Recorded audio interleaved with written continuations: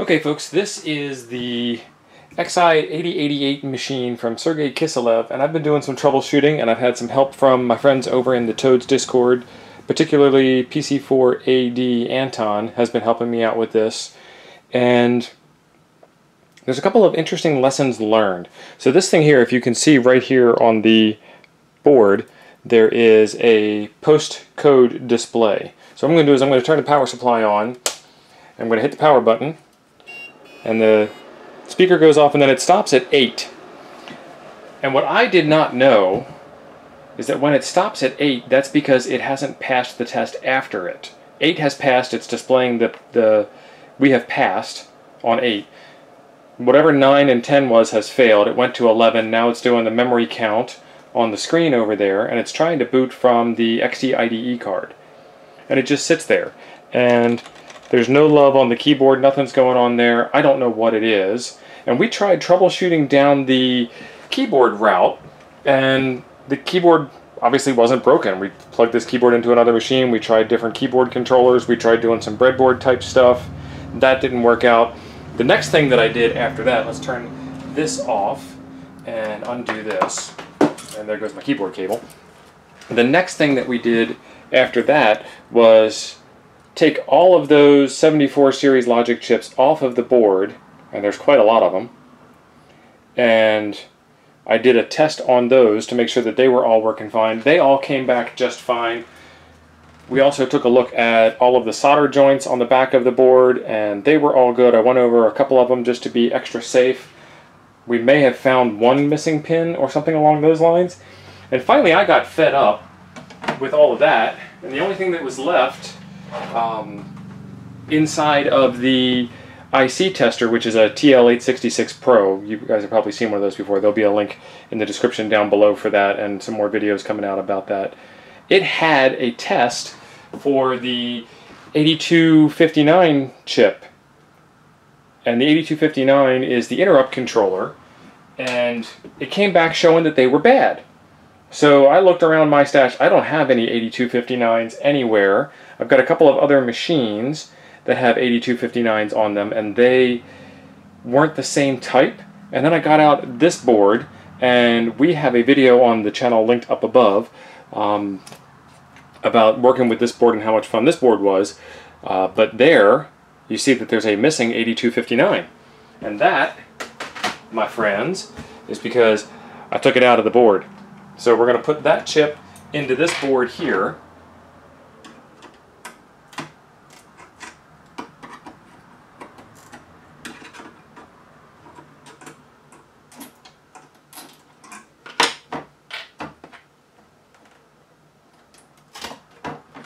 And then put this board back inside the machine, la machine.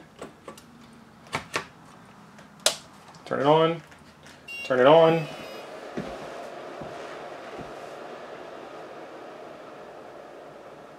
And she ain't happy. Why is she not happy?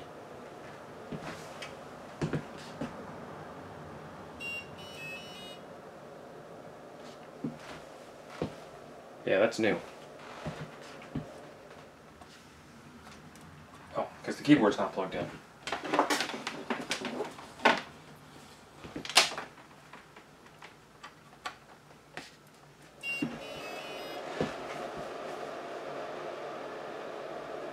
Alright, so we're stuck at 8 again because we're testing the interrupt controller, and we're missing one of 2, so it's going to not be terribly happy. But we get past that, we get screen, we do memory test, and now we boot. Awesome. Alright.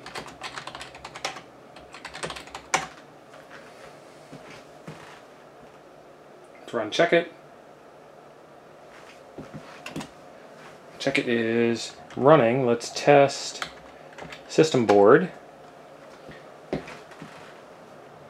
And we tested CPU general function, CPU interrupt bug. We skipped all the stuff that doesn't exist. DMA controller failed, not sure why.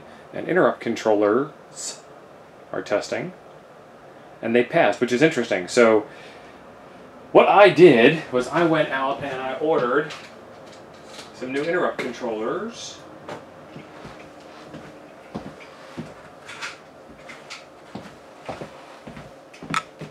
right here. So let's get this thing turned off and put the new interrupt controllers on. Let me do that real quick. Okay, so now we have the two new interrupt controllers on the board. Let's put them inside of the back plane. Let's plug the keyboard in because it's not happy without a keyboard.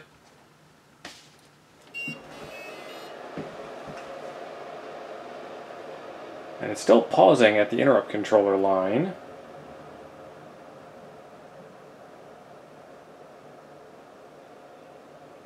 And we passed that. We got screen again.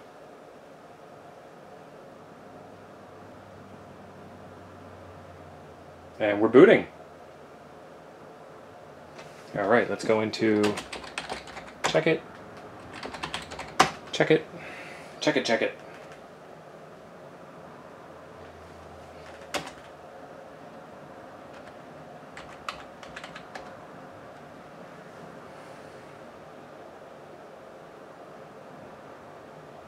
All right, so the DMA controllers have failed again.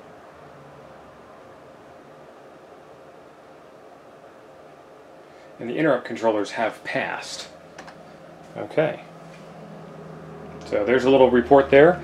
Let's figure out what we can do about those DMA controllers. Okay, so several hours of desoldering pain later, I have put the 8237 DMA controller in. Let's put this back in the machine and see if the replacement 8237 DMA controller is any better. Alright, we're still stuck on 8 testing the interrupt controller.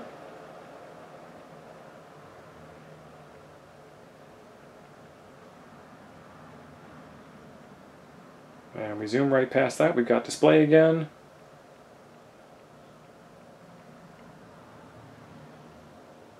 And we're booting.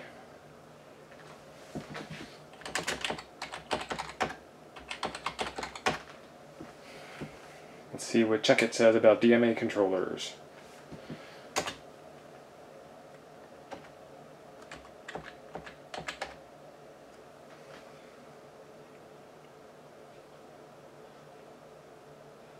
Failed again.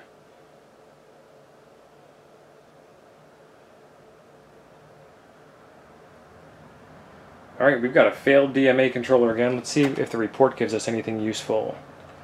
DMA controller 1 failed channel 0. Alright folks, you saw it, the Xi8088 machine here. We were having a little bit of trouble with it. DMA controller. So over on Toads we were talking about this a little bit, and the DMA 0 is for the RAM refresh, and it might be that this thing uses static RAM instead of dynamic RAM, and that might be what all the problem is. Other than that, I don't know. I found a good deal on buying this as a true kit where you get all of the chips and components and everything all in one, all of the sockets, and also the actual circuit board. When I built this one, I had to do an individual. The time is 1 p.m.